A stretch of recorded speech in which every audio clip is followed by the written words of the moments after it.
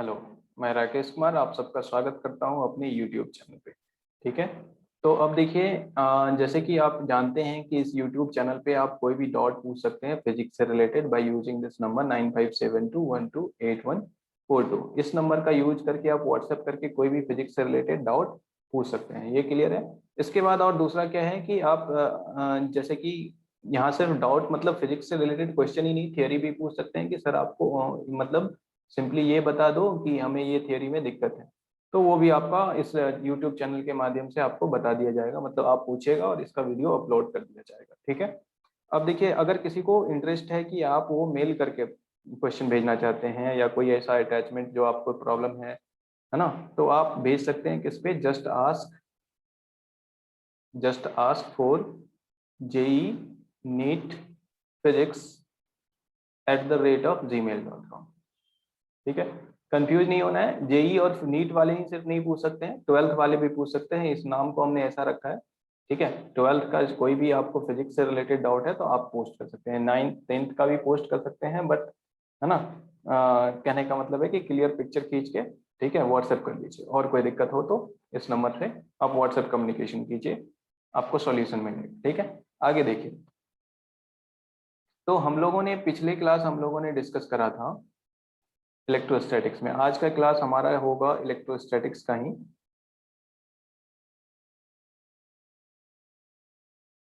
Electrostatics का ये lecture 6 होगा। 5 छोटे छोटे लेक्चर्स के फॉर्म में डाल दिए गए हैं। बेसिक्स ऑफ चार्ज के बारे में, फिर कूलम्ब्स लॉ वगैरह तक हम लोग पढ़ चुके हैं। आज हम लोग पढ़ेंगे उससे आगे। कूलम्ब्स लॉ का कुछ रिलेटेड क्वेश्चन भी हम लोगों ने करा था। आज हम लोग कूलम्ब्स लॉ से ही रिलेटेड कुछ क्वेश्चंस करेंगे और फिर आगे फर्दर आगे प्रोसीड करेंगे। तो कूलम्ब्स लॉ से रिलेटेड कुछ क्वेश्चंस हम लोग देखते हैं। जैसे कि हमने पिछले क्लास में एक होमवर्क दिया था आपको कि अगर चार इक्वल चार्जेस हैं और सेपरेटेड हैं किसी स्क्वायर के कॉर्नर्स के अलावा, तो किसी एक पे फोर्स बताइए कि क्या होगा। इस तरह के क्वेश्चंस को करने के लिए हमने आपको बताया था कि कूलम्ब्स लॉ का स्केलर फॉर्म यूज करेंगे। ठीक है, और स्केलर फॉर्म कैसे यूज करते हैं, आपको सिंपली कूलम्ब्स का फॉर्मूला पता है, F बराबर के Q1 Q2 divided by R square, इसका यूज करते हैं। ठीक है, जहाँ Q1 Q2 का क्या होता है, मॉड, साइन नहीं लेते हैं। और हम कॉमन सेंस से बताते हैं कि अगर सेम नेचर ऑफ चार्ज है तो रिपल्सिव होगा और अपोजिट नेचर ऑफ चार्ज है तो क्या होगा, अट्रैक्टिव होगा। तो अगर देखिए यहाँ पे सेम नेचर ऑफ चार्जेस दिए गए हैं प्लस और प्लस, तो इसका जो फोर्स होगा, एक फोर्स इधर की ओर होगा इसके द्वारा, और ये कितना होगा, तो k इंटू Q1 Q2 दोनों सेम है तो k Q स्क्वायर, और स्क्वायर का साइड क्या होता है, इक्वल, तो ये ए स्क्वायर। इसके द्वारा अगर लिखें तो ये भी दूर की ओर लगाएगा के Q square by A square, और इसके द्वारा ये दूरी कितना है, √2 टाइम्स ऑफ ए के बराबर। तो ये फोर्स लगाएगा इधर की ओर के क्यू स्क्वायर, बट दूरी √2 है तो √2 ए का स्क्वायर कर लेंगे। अब अपने पास तीन फोर्सेस हैं, इस तीनों का रिजल्टेंट लिखना है बस। एक फोर्स इधर की ओर, इसको ये है के Q square by A square.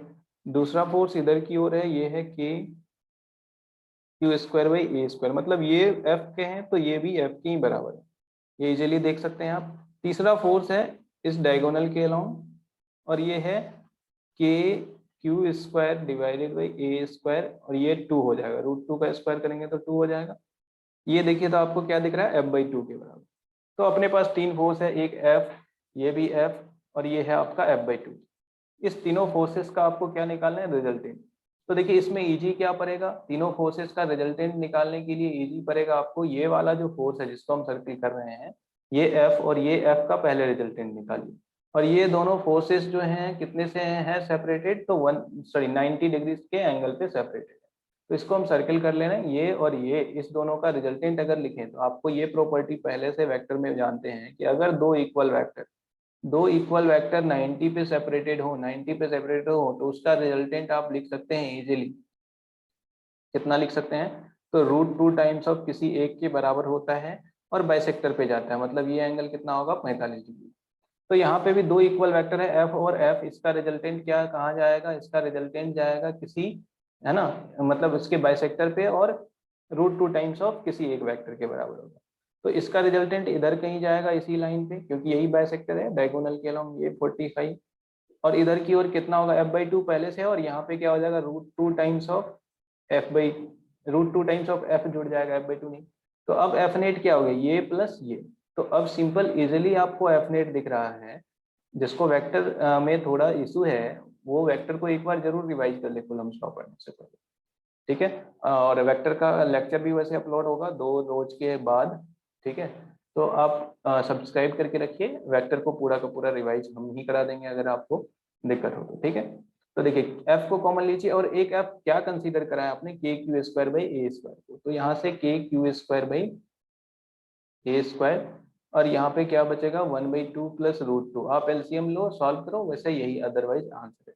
अब बाकी मैथमेटिकल प्रोसेस है। और किधर होगा तो अवे फ्रॉम, अवे अगर इसका नाम दे दें away from the charge A, away from along the diagonal away from the charge, ऐसे लिखिए along the diagonal away from charge A. अगर किस पे लिख रहे हैं तो नाम भी देना पड़ेगा ना, ए बी सी। तो फोर्स ऑन सी लिख रहे हैं, F net on C, C charge पे, ठीक है। क्योंकि सभी आइडेंटिकल है तो इस तरह से लिख सकते हैं। अब इस पे कितना लग रहा होगा तो इस पे इधर की ओर डायगोनल की ओर लगेगा, इस पे इधर की ओर डायगोनल की ओर लगेगा, इस पे इधर की ओर डायगोनल की ओर लगेगा। कोई खास इशू नहीं है, आप आंसर कर सकते हैं, ठीक है। तो ये आपको समझ आ गया, ठीक है। अब इसी में इलेक्ट्रोस्टैटिक्स में कुछ चीजें हैं जो कूलम्ब्स लॉ से हैं, वो पिछले क्लास हम लोग डिस्कस नहीं किए थे, तो उसको आज डिस्कस करेंगे, ठीक है। तो वो क्या था, तो जैसे कि लिमिटेशंस ऑफ कूलम्ब्स लॉ होता है और परमिटिविटी ऑफ फ्री स्पेस। एक बच्चे का डाउट है, उन्होंने हमसे पूछा है कि what is sir point charge. तो पॉइंट चार्ज का मतलब simply what is point, point having no dimension. उसी तरह से पॉइंट चार्ज मतलब क्या, कोई भी चार्ज रखा हुआ है तो इसका मतलब क्या है, उसका जो डायमेंशन है चार्ज का वो क्या होना चाहिए, नहीं होना चाहिए। मतलब लंबाई चौड़ाई और मोटाई जिसको कहते हैं ना, वो कंसीडर नहीं किया जाना चाहिए। उस तरह के चार्ज को क्या कहेंगे, पॉइंट चार्ज कहेंगे। तो ये तो सिंपल है, point charge means having no dimension, point charge means charge have no dimension.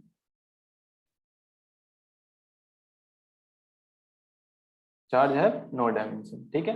That is linear dimension, कोई भी लंबाई चौड़ाई मोटाई इस तरह का चीज नहीं है, वो एक पॉइंट चार्ज कंसीडर किया जाएगा, ठीक है। तो इस तरह के कैलकुलेशन पॉइंट चार्जेस के लिए ही कूलम्ब्स लॉ वैलिड है। अभी जस्ट आगे जब हम पढ़ाएंगे लिमिटेशन तो उसमें आपको और कुछ क्लियर करेंगे, ठीक है। ये समझ आ गया। और क्या आपने पूछा था, आपने पूछा था परमिटिविटी ऑफ फ्री स्पेस। तो ये तो हम पिछले क्लास में डिस्कस कर चुके हैं।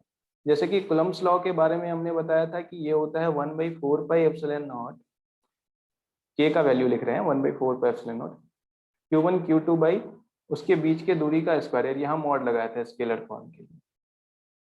तो जहां पे हमने के का वैल्यू इतना लिखा था, के बराबर लिखा था 1/4πε0 9 × 10⁹ newton metre square by coulomb square. इसके डायमेंशन के बारे में भी हम बात कर चुके हैं।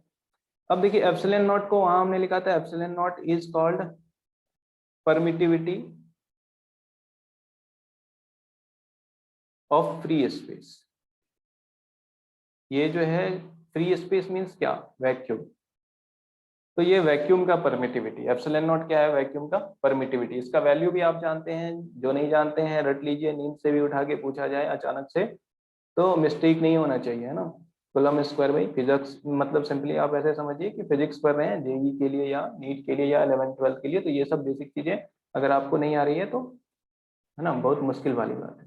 एप्सिलॉन नॉट का वैल्यू ये होता है, ठीक है। इसके बाद ये एफ क्लियर हुआ आपको। तो कूलम्ब्स लॉ में सब कुछ आपको एक्सप्लेन किया गया था पिछले क्लास, जिनको डाउट था वो देख लीजिए। तो फ्री स्पेस इसी को कहते हैं हम लोग एब्सोल्यूट परमिटिविटी। क्या कहते हैं, absolute permittivity. This is also called absolute permittivity, absolute. तो सिंपली अगर कोई पूछे एब्सोल्यूट परमिटिविटी, तो permittivity of free space is known as permittivity of free space, या vacuum is known as absolute permittivity. अब देखिए परमिटिविटी कहता क्या है, परमिटिविटी ये बताता है कि किसी भी मीडियम में इलेक्ट्रिक फील्ड लाइंस का विरोध, है ना, कितना हो रहा है, ठीक है। किसी भी मीडियम में इलेक्ट्रिक फील्ड लाइंस का विरोध या परमिशन, ऐसे ही कह सकते हैं। परमिटिविटी ये बताता है कि किसी भी मीडियम में इलेक्ट्रिक फील्ड लाइंस, है ना, किस स्ट्रेंथ तक पास कर रहा है। तो permittivity it tells about the,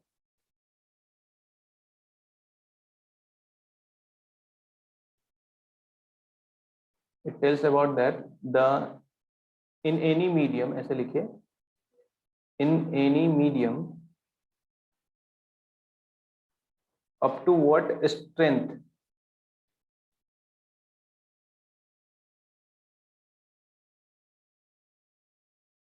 electric field line passes.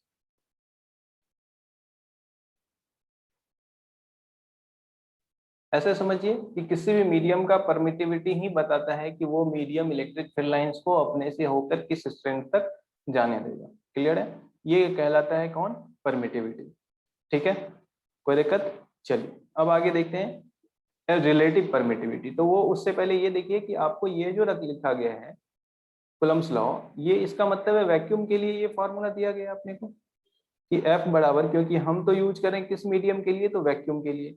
तो ये जो है force between the charges when the charges is placed in vacuum या एयर, क्योंकि ये लगभग बराबर होता है वैक्यूम के लिए और एयर के लिए एप्सिलॉन नॉट का वैल्यू क्या होता है? बराबर होता है।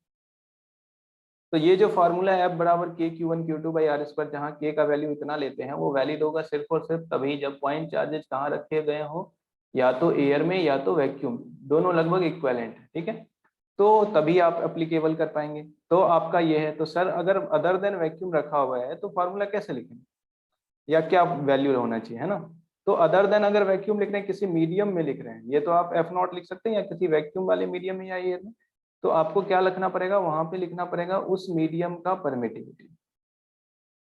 और किसी भी मीडियम का परमिटिविटी ये आपको दिया रहता है एक कांस्टेंट के टर्म में, और लेकिन वो रिलेटिव परमिटिविटी। आप डाइलेक्ट्रिक सुने होंगे, तो चलिए नहीं सुने हैं तो आगे वैसे डाइलेक्ट्रिक फिर से आएगा। अभी फिलहाल हम बेसिक इन्फॉर्मेशन देंगे सिर्फ रिलेटिव परमिटिविटी के बारे में। तो रिलेटिव परमिटिविटी देखते हैं, स्क्रीन को पॉज करके इन सब चीजों को नोट कर सकते हैं। तो देखिए, अगर ऐसे लिख लीजिए, कूलम्ब्स लॉ व्हेन, लॉ नहीं बदलेगा, सिर्फ फॉर्मूला हम बदलेंगे। Coulomb's law when medium is other than vacuum, when medium is other than vacuum, vacuum को छोड़ के कोई और मीडियम है। तो जैसे कि अगर मान लीजिए कोई और मीडियम है, ठीक है, ये पॉइंट चार्ज Q1 और ये Q2, इसके बीच कोई और मीडियम है, मान लीजिए कोई भी मीडियम हो सकता है, तो हम सिर्फ अभी मीडियम कह रहे हैं other than vacuum.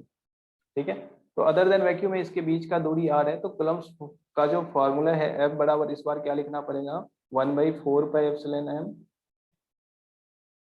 Q1 Q2 का मॉड डिवाइडेड बाई r²। बाकी सब कुछ सेम है, r तो ज्योमेट्रिकल कॉन्फ़िगरेशन पे डिपेंड करेगा ये दूरी, बस ये आपको बदलना है। तो किसी भी मीडियम का एप्सिलॉन m का मतलब है permittivity of medium, permittivity of medium, किसी भी मीडियम का परमिटिविटी। अब देखिए एक टर्म आता है रिलेटिव परमिटिविटी, पहले ये देखिए।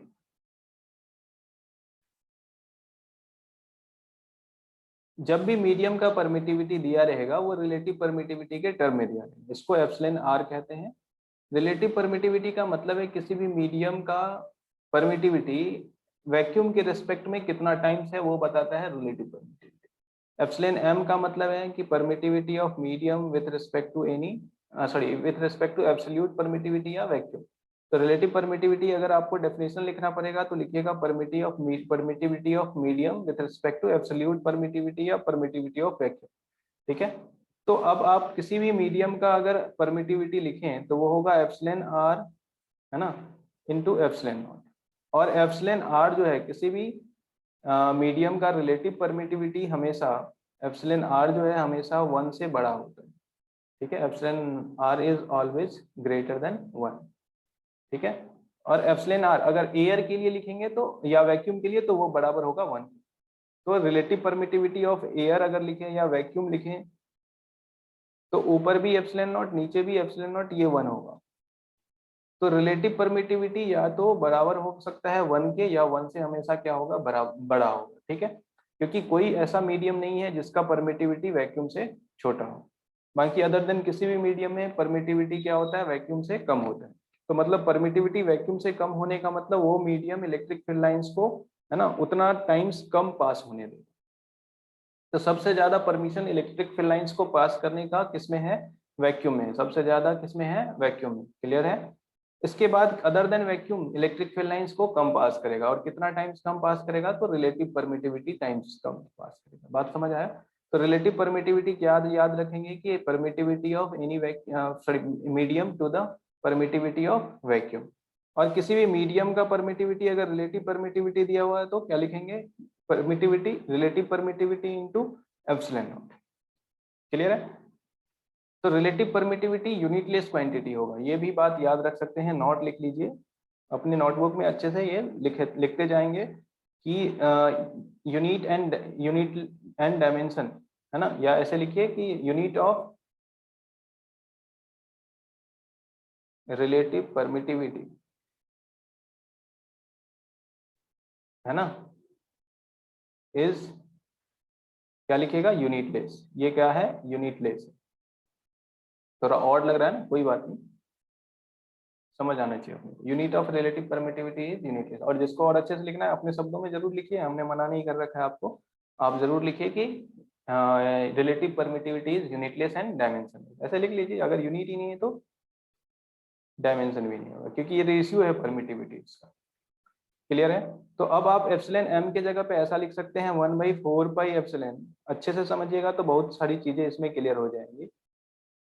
Q1 Q2 by R square. तो देखिए आप फोर्स बराबर आपको क्या आ गया, जो वैक्यूम में फोर्स था ना उसका 1/ER टाइम्स हो गया। तो अगर हम वैक्यूम के फोर्स को F0 कहें, F0 मतलब force in vacuum divided by क्या होगा, ER। तो फोर्स कितना टाइम्स घट जाएगा, रिलेटिव परमिटिविटी टाइम्स घट जाएगा। जैसे कि किसी भी मीडियम का रिलेटिव परमिटिविटी अगर 4 दिया हुआ है तो फोर्स पहले वाले फोर्स से कितना टाइम्स हो जाएगा, 1/4 टाइम्स हो जाएगा। कोई दिक्कत। तो अब आपको क्लियर हो गया होगा रिलेटिव परमिटिविटी क्या है। ठीक है। और एप्सिलॉन नॉट बराबर क्या है, epsilon R, relative permittivity equals to 4। इसी को एक और नाम दिया जाता है, वो नाम है डाइलेक्ट्रिक कांस्टेंट। रिलेटिव परमिटिविटी को ही आगे चल के पढ़िएगा, जब कैपेसिटर पढ़िएगा तो इसी को कहा जाता है डाइलेक्ट्रिक कांस्टेंट, और वहां के से ही इसको रिप्रेजेंट किया जाएगा। यहाँ हम के से इसलिए नहीं बता रहे क्योंकि हमने कूलम्ब कांस्टेंट को के से यहाँ ज्यादातर यूज किया है। ठीक है। तो वहां पे आपको सिंपली क्या देगा, एफ बराबर क्या होगा, F0/K, और ई बराबर E0/K। आगे जब इलेक्ट्रिक फील्ड पढ़िएगा तो पता चलेगा कि ई जो है किसी भी डाइलेक्ट्रिक मीडियम में वैक्यूम के इलेक्ट्रिक फील्ड से 1/K टाइम्स हो जाता है। यहाँ के होता है डाइलेक्ट्रिक कांस्टेंट, इसीलिए लिख दे रहे हैं कि क्योंकि कंफ्यूजन ना हो जाए आपको के किसके साथ, 9 × 10⁻⁹ वाले वैल्यू के साथ। क्लियर है। तो ये आपको समझ आ गया रिलेटिव परमिटिविटी। और कूलम्ब्स लॉ जब कोई और मीडियम हो तो क्या यूज होगा, कितना टाइम्स आप यूज कीजिएगा, तो रिलेटिव परमिटिविटी 1/रिलेटिव परमिटिविटी कर दीजिएगा, सॉल्व हो जाएगा। अब देखिए अगर ये पार्शियली अवर भरा हुआ है तो एक फार्मूला आप याद रख सकते हैं ऐसे क्वेश्चंस को करने के लिए। जैसे कि अगर ऐसा दिए कि Q1 और Q2 दो चार्जेज हैं और इसके बीच एक मीडियम नहीं एक से ज्यादा मीडियम है, जैसे कि T1 थिकनेस है और इसका एप्सिलॉन नॉट या K1 हम कह दें, एप्सिलॉन नहीं लिखिए अभी, epsilon R1, epsilon R2, relative permittivity of 2, इसी तरह रिलेटिव परमिटिविटी ऑफ 3, इस तरह का फॉर्म। समझ आए तो ठीक है, नहीं आए तो कोई बात नहीं। ठीक है। तो ये देखिए इस तरह के फॉर्मूले के लिए आप सिंपली क्या यूज कर सकते हैं, सिंपली तो यूज कर सकते हैं Q1 Q2 divided by 4 pi epsilon not, है ना, और 4 pi epsilon not R minus T, T1 है ना, R minus T1 minus T2, जो जितना भी मीडियम है T1 T2 T3 थिकनेस का, प्लस क्या करते जाएंगे T/√ऑफ एप्सिलॉन R1 T1/√ऑफ, इसी तरह से T2 और √of epsilon R2 relative permittivity of second medium, इस तरह से जोड़ते जाएंगे और इसका स्क्वायर करेंगे। अगर आप ऐसे लिख सकते हैं तो ऐसे लिखिए, या तो के टर्म में लिख सकते हैं तो K Q1 Q2 divided by simply क्या लिखते थे R स्क्वायर, यहाँ पे R के जगह पे जो थिकनेस डाला गया है ना उन सबको जोड़ेंगे, है ना, घटाओ में, है ना, और फिर प्लस क्या करते जाएंगे T बाई जो एप्सिलॉन उसका रिलेटिव परमिटिविटी दिया गया है उसका रूट अंडर करते जाएंगे और स्क्वायर करते। बात समझ आ रहा है। तो ये आपका बन जाएगा। देखिए अब जैसे कि आपको अभी हम जस्ट कराएं कि अगर पूरा का पूरा Q1 और Q2 चार्ज है, इसके बीच का दूरी r है, और पूरे में क्या है दूसरा अदर देन वैक्यूम। तो अदर देन वैक्यूम इसका रिलेटिव परमिटिव मान लीजिए कि एप्सिलॉन r दिया गया। इसमें आप इस वाले फॉर्म का यूज कर लीजिए। तो फोर्स लिखिएगा तो क्या लिखिएगा, K Q1 Q2 divided by r minus T, और ये भी कितने के बराबर है, t, मतलब पूरा का पूरा बढ़ा हुआ है r के बराबर, तो r माइनस r प्लस क्या बोला हमने कि जो थिकनेस है r बाई रूट के, या रूट के कहिए या एप्सिलॉन r कहिए, तो एप्सिलॉन r का होल स्क्वायर। तो देखिए ये आपका क्या आता है, ये हो जाएगा Q1 Q2 divided by r square by epsilon r। तो यही चीज तो एप्सिलॉन r नीचे आ जाएगा, फिर यहाँ के है ही, तो ये हो जाएगा Q1 Q2, यही फॉर्म अभी हम सीखे थे, 4 pi epsilon naught epsilon r into R square. अगर एक से ज्यादा होता तब इस फॉर्मूले का यूज करना। क्लियर है? तो यहां तक हमने सीख लिया। अब आगे देखिए कूलम्ब्स लॉ में और कुछ सीखेंगे। अब क्या क्या है, एक चीज पूछा जाता है कि important points about Coulomb's law, तो पहले ये लिख लीजिए, important points about Coulomb's law.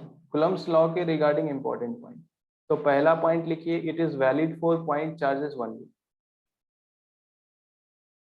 Valid for ऐसा नहीं है, ठीक है, कि एक स्फीयर है इस पे चार्ज दिया गया है और दूसरा कहीं ऐसा स्क्वायर है इस पे चार्ज, सॉरी क्यूब है इस पे चार्ज दिया गया, दोनों के बीच का सेंटर टू सेंटर मिला के फॉर्मूला लगा दीजिए, अप्लीकेबल नहीं होगा। बात समझ आया? क्योंकि ये वैलिड है सिर्फ और सिर्फ किसके लिए, पॉइंट चार्जेस के लिए। तो it is valid for point charges only. क्या लिखेगा, it is valid for point charges only. दूसरा पॉइंट लिखिए, it obey inverse square law, it obey inverse square law. तीसरा पॉइंट लिखिए, it is central in nature, centre to centre act करता है, it is, छोटा छोटा पॉइंट है लिखते जाइएगा, सेंट्रल इन नेचर, ये सब आपको क्लियर है, सेंटर टू सेंटर एक्ट करने वाले फोर्सेस को क्या कहते हैं, सेंट्रल नेचर का, ठीक है। और Coulomb's force, it may be repulsive और attractive both, it may be repulsive और अट्रैक्टिव, ठीक है। पांचवा पॉइंट क्या लिखिएगा, पांचवा पॉइंट लिख सकते हैं आप, it is long range force,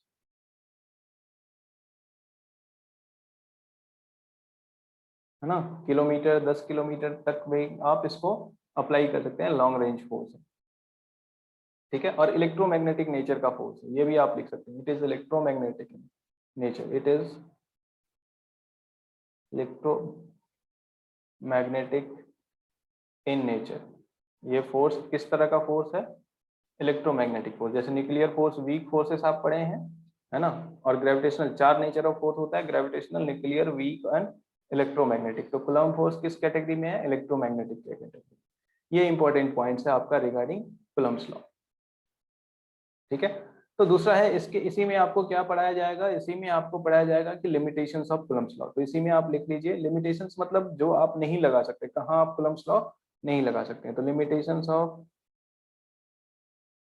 Coulomb's law, Coulomb's law का लिमिटेशन क्या है, तो first, it is valid when medium between the charges are same,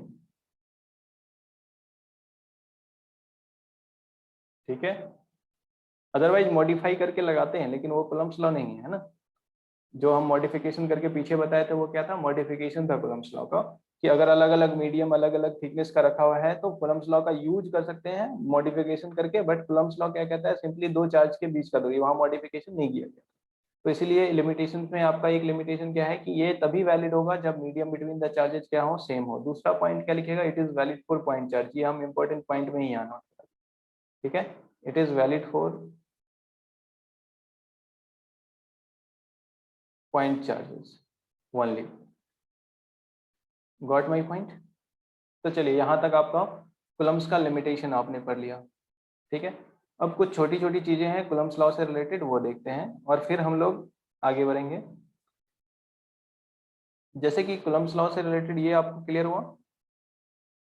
अब एक इसी में चार्जिंग, मेथड ऑफ चार्जिंग, ये किसी बच्चे का डाउट है वो हम आपको पहले बताते हैं। Method of charging, method of charging simply आप समझिए कि किसी भी बॉडी को चार्ज करने का क्या क्या मेथड है। तो ये सिंपल सिंपल मेथड आप सिर्फ नोट कर लीजिए। फ्रिक्शनल इलेक्ट्रिसिटी, फ्रिक्शनल मेथड है, ठीक है। ये कहीं भी आपको बुक्स में मिल जाएगा। जैसे आप बाल को रब करते हैं कंघी से, है ना, तो बाल क्या हो जाता है, कंघी आपका चार्ज हो जाता है।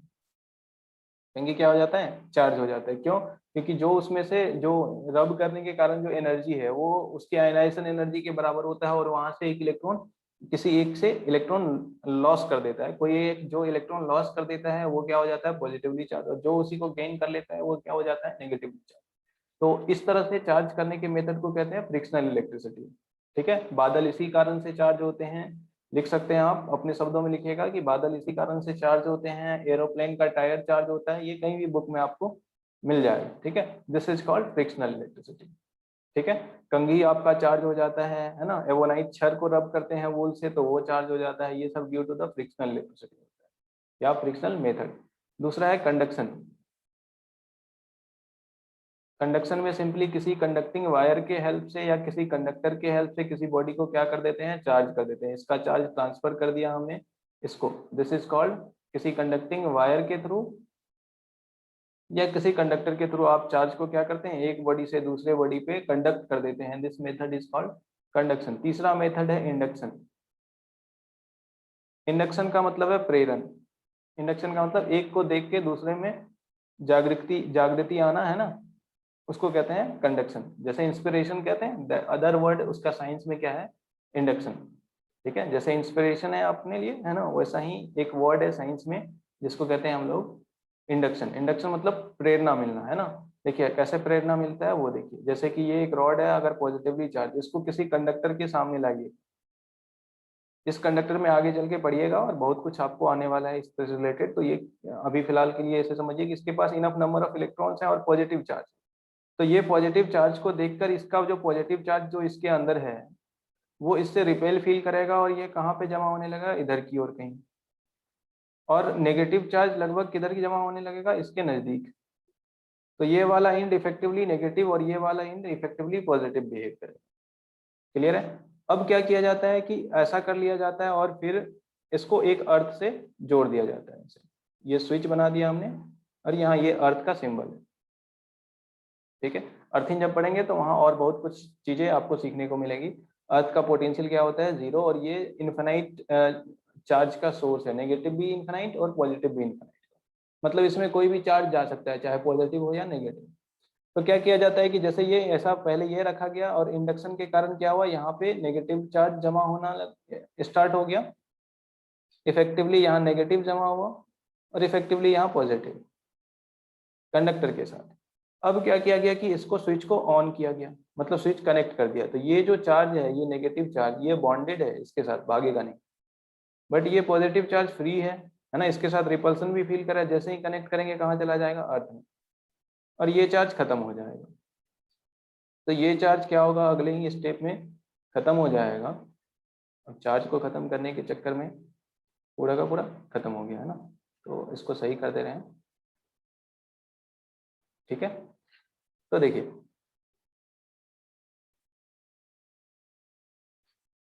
ये वाला जो चार्ज है ये वैनिश हो जाएगा, ठीक है।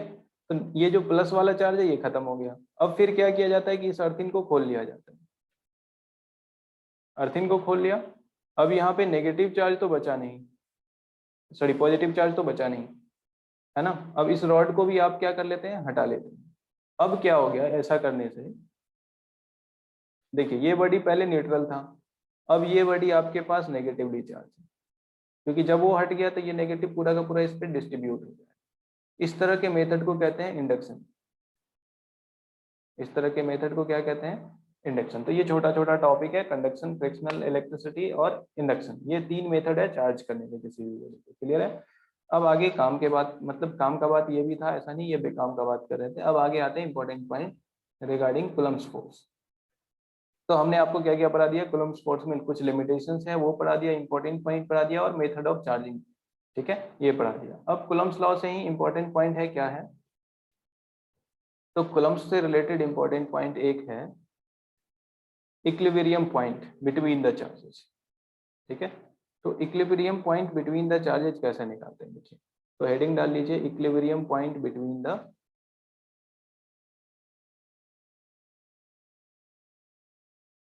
चार्जेस। इंपॉर्टेंट है ये, तो इसको स्टार मार्क करके रखिएगा क्योंकि इससे क्वेश्चन पूछा जाता है। जैसे सिंपली अगर दो चार्जेज हैं Q1 और Q2, इसके बीच का सेपरेशन R है ना। अब देखिए case 1, when both charges are of same nature. Important point ये कहने का मतलब है कि दो पॉइंट चार्जेज हैं प्लस Q1 और प्लस Q2 सेम नेचर का, या तो माइनस Q1 और माइनस Q2 का, तो हम प्लस माइनस लिख दे रहे हैं। आपको समझ आना चाहिए, प्लस और प्लस का पेयर एक साथ लेंगे, नए माइनस और माइनस का पेयर। आपसे पूछा जाएगा इक्विलिब्रियम पॉइंट बताइए इसके बीच, मतलब इसके बीच कहीं कहाँ पे एक पॉइंट चार्ज रखें, ठीक है, तीसरा पॉइंट चार्ज, कि उस पर नेट फोर्स जीरो लगे। इक्विलिब्रियम पॉइंट का मतलब है कि एफ नेट जो थर्ड चार्ज है क्यू नॉट उस पे क्या होना चाहिए, जीरो होना चाहिए। इस पे नेट फोर्स जीरो होने का मतलब है, देखिए अगर ये टोटल दूरी आर है तो यहाँ से ये x1 मान लीजिए और यहाँ से ये x2, ठीक है। और क्यों हम बीच में रख रहे हैं, देखिए, तो ये बात याद ही रखेंगे कि अगर both charges have same nature, when both charges are same nature, then equilibrium point will be between the charges.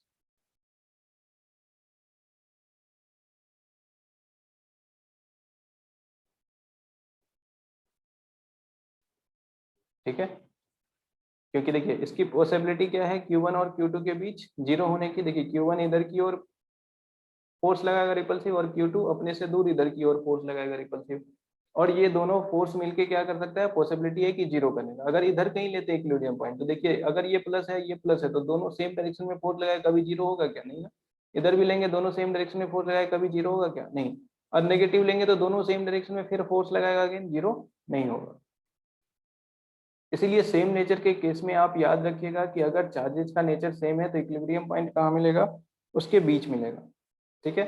और बीच मिलेगा, क्लियर है। अब बीच मिलेगा तो इक्विलिब्रियम के लिए कंडीशन क्या होगा कि force net on Q not जो होगा वो क्या होना चाहिए, जीरो होना चाहिए। इसका मतलब ये है कि जितना फोर्स ये F1 लगा रहा है वन पहला चार्ज, उतना ही फोर्स F2 लगा रहा होगा, ठीक है। तो F1 बराबर होना चाहिए मैग्नीट्यूड वाइज F2 के, और F1 आपका कितना है, K into Q one into Q not, magnitude wise लिख रहे हैं, मॉड के साथ लिखिएगा, डिवाइडेड बाई x1 का स्क्वायर बराबर होना चाहिए K into Q two into Q not by x2 के स्क्वायर के। तो यहाँ से देखिए K कैंसिल आउट हो जाएगा, क्यू नॉट से क्यू नॉट कैंसिल आउट हो जाएगा, अपने पास क्या आया है, x2 बाई x1 जो है इसका स्क्वायर बराबर दिख रहा है आपको Q2 बाई Q1 के, ठीक है। और यहाँ मॉड में बात करें, ठीक है, तो अगर हम बात करें तो x2 बाई x1 हमेशा रिलेटेड होगा root under of Q2 by Q1 की। और देखिए अगर किसी एक का वैल्यू पता करना है, जैसे यहाँ पे दो अननोन है x1 और x2, लेकिन ये भी तो इन्फॉर्मेशन है अपने पास, x1 और x2 का जो सम होगा वो किसके बराबर होगा, r के बराबर। तो आप x2 को अगर x1 में रिप्लेस करना चाहते हैं तो ये r माइनस x1 लिख सकते हैं। तो ये जो फॉर्मूला है ये हमेशा याद रखेंगे, और एक ये याद रखेंगे। तो जब भी ऐसा क्वेश्चन देगा तो डायरेक्टली बना सकते हैं। जैसे कि एग्जांपल के तौर पे देखिए हम आपको एक क्वेश्चन दें, जैसे कि कहा दिया जाए कि 2 माइक्रोकूलम और एक 8 माइक्रोकूलम का चार्ज है, इस दोनों के बीच का दूरी 20 सेंटीमीटर है, क्या है, 20 सेंटीमीटर। बताइए कि इस दोनों के बीच कहाँ पे कोई चार्ज को रखें, कहाँ पे कोई चार्ज को रखें क्यू नॉट को, कि उस पे नेट फोर्स क्या हो जाए, जीरो हो जाए, ठीक है। तो मान लीजिए ये पॉइंट हमने मान लिया P1, तो इसको x1 कह दिया, इसको x2, और ये फॉर्मूला का यूज कीजिए, देखिए इजीली आपको आंसर मिल जाएगा। x1 by x2, sorry x2, या उल्टा भी कर सकते हैं, x1 बाई x2 जो होगा वो बराबर होगा किसके, तो 2 डिवाइडेड बाई 8 के, इसको काटिएगा तो क्या हो जाएगा 1:4। ठीक है, x1 अब x1 को निकालना चाहते हैं या x2 को, किसी एक को निकाल लीजिए, तो x1 और x2 को क्या लिख सकते हैं, 20 minus x1 is equal to 1:4। अच्छा, रूट अंदर हमने नहीं डाला, यहाँ रूट आएगा तो ये क्या हो जाएगा 1/2। क्लियर है। अब देखिए आप इजीली मल्टीप्लाई करके x1 निकाल सकते हैं, ये आप इसको सॉल्व करने के लिए यहाँ लाइए। ठीक है, तो ये हो जाएगा 2x1 is equal to 20 minus x1। ठीक है, और इसको सॉल्व कीजिए, ये हो जाएगा 3x1 equal to 20, x1 equal to 20/3 centimetre. अब x2 निकालना है तो ये होगा 20 माइनस 20/3 सेंटीमीटर। क्लियर है। तो चलिए, तो इस तरह से आपको ये समझ आया। अगले क्लास में हम लोग इसी का केस 2 डिस्कस करेंगे, जब चार्ज ऑपोजिट नेचर के हों तो इक्विलिब्रियम पॉइंट कैसे निकालें। ठीक है, उसमें भी फॉर्मूला यही यूज करेंगे, बस थोड़ा सा ट्रिक है। ठीक है, तो चलिए मिलते हैं फिर नेक्स्ट क्लास में। तब तक के लिए अपना ख्याल रखिए कोरोना में। ठीक है, घर से बाहर मत जाइए, घर पर रहिए, सुरक्षित रहिए और शेयर कीजिए और खूब पढ़िए। ठीक है, कोई भी डाउट हो पूछिए। चलिए बाय।